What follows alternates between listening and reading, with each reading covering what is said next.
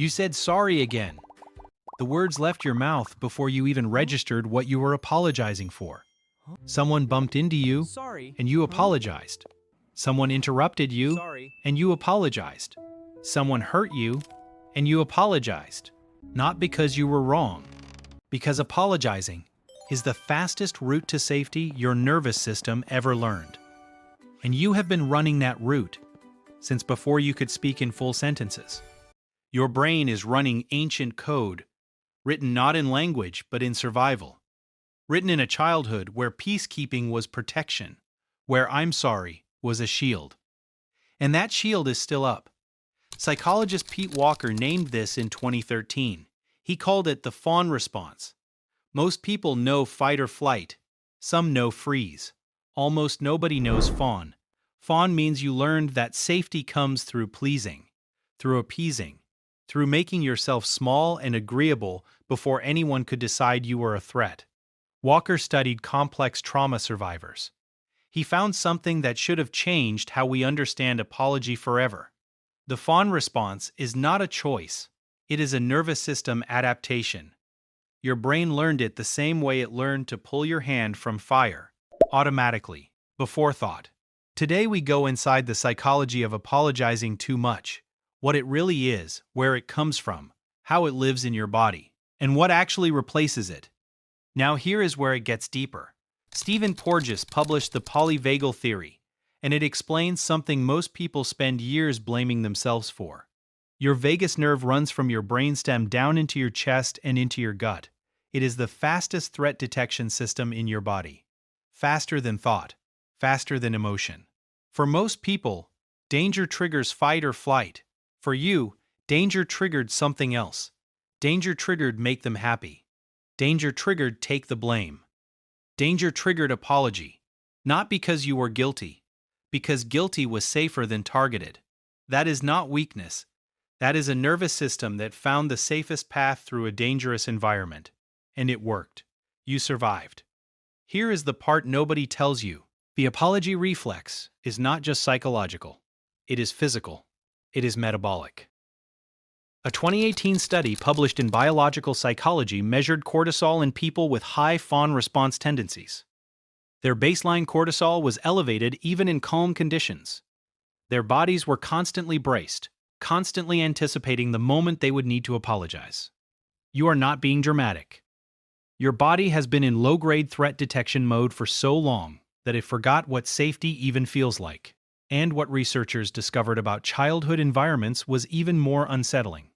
A 2020 longitudinal study published in Development in Psychopathology tracked children from age 5 to 25.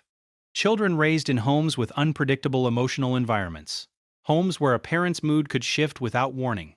Homes where peace had to be actively maintained and managed and earned. Those children grew into adults who apologized at rates 3 to 4 times higher than their peers.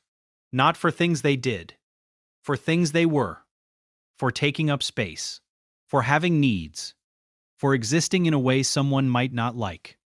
The study controlled for income, education, gender, baseline personality. The apology pattern held independent of all of them. It was not about who they were. It was about what their nervous system learned before they were old enough to understand what it was learning. Read that again. You did not choose this. You were wired for it. Before you had words. Before you had logic. Before you had any concept of what an apology even meant, your nervous system had already mapped the route. Detect displeasure. Offer apology. Survive. And now, decades later, you are still running that same map. In meetings where you apologize for asking a question. In relationships where you apologize for having feelings. In moments where someone else's mistake becomes your reflexive, "I'm sorry." Your brain is not broken. It is running a childhood program in an adult world. A program that has never been updated. Stop right here. Everything you just absorbed might make you feel trapped, wired wrong inside a reflex you cannot control. But the science now turns sharply towards something that changes everything. Your apology reflex is not damage. It is not proof that you are broken beyond repair. It is proof of something the research almost never says out loud. You survived an environment that required hypervigilance. You adapted to a world where your safety depended on managing other people's emotional states.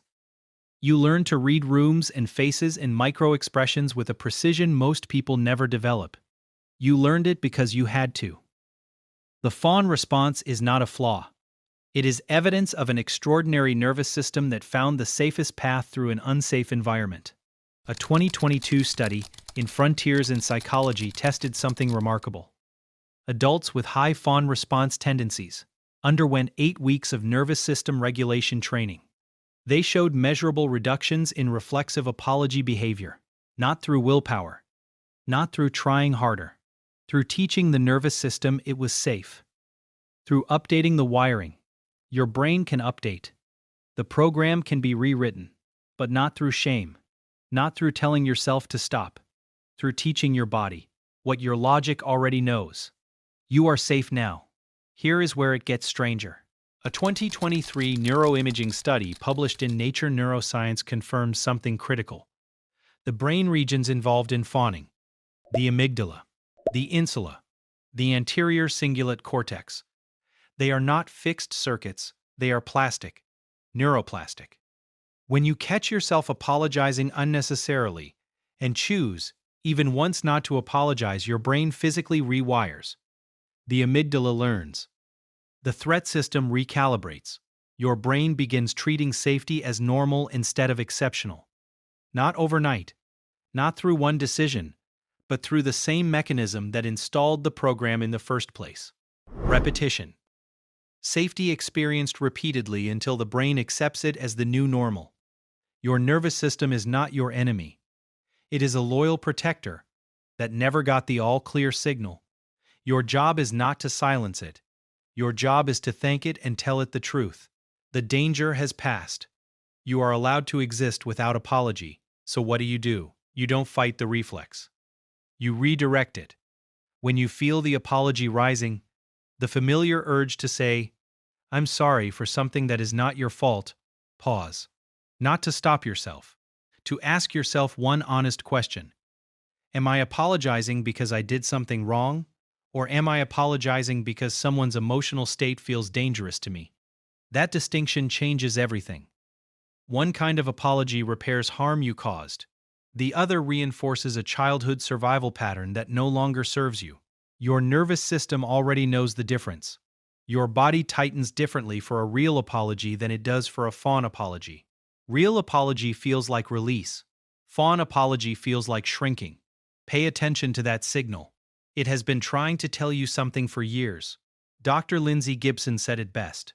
Children who grow up managing adult emotions become adults who apologize for their own needs. The healing isn't apologizing less. It's no longer believing you owe the world an explanation for your existence. Stay with me. Every time you withhold an unnecessary apology, you're not being rude. You're updating your nervous system. Telling your amygdala displeasure isn't dangerous. Teaching your brain what it never learned. You are allowed to take up space. Someone else's mood is not your responsibility. You can exist without permission. You said sorry again yesterday. Maybe this morning.